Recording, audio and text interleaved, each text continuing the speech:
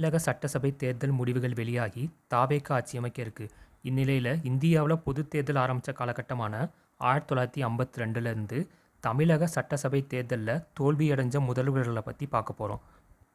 முதல்ல 1952 காங்கிரஸ் கட்சியை சேர்ந்த PS குமாரசாமி ராஜா ஸ்ரீவில்லிபுத்தூரில் தொகுதியில் போட்டியிடுறாரு. அவரை எதிர்த்து போட்டிக்கிட்ட ராஜா அப்படின்ற ஒரு இண்டிபெண்ட் கேண்டிடேட், அதாவது சுயேட்சை வேட்பாளர்கிட்ட தோற்று போகிறாரு. அடுத்து 1967 இவரும் காங்கிரஸ் கட்சியை சேர்ந்த பக்தவச்சலம்.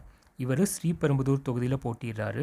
இவர் தன்னை எதிர்த்து போட்டியிட்ட திமுகவை சேர்ந்த ராஜரத்தினம் அப்படின்ற கேண்டிடேட் கிட்ட தோற்று போகிறாரு. அடுத்து ஜெயலலிதா அதிமுக கட்சியை சேர்ந்தவங்க. இவங்க பர்கூர் தொகுதியில் தன்னை எதிர்த்து போட்டியிட்ட டிஎம்கே கேண்டிடேட்டான ஏவா வேலுக்கிட்ட தோற்று போகிறாங்க. அடுத்து 2026 MK ஸ்டாலின் திமுக கட்சியை சேர்ந்தவர். இவர் தன்னை எதிர்த்து போட்டியிட்ட VS பாபு அப்படின்ற கேண்டிடேட் கிட்ட தோற்று போகிறாரு.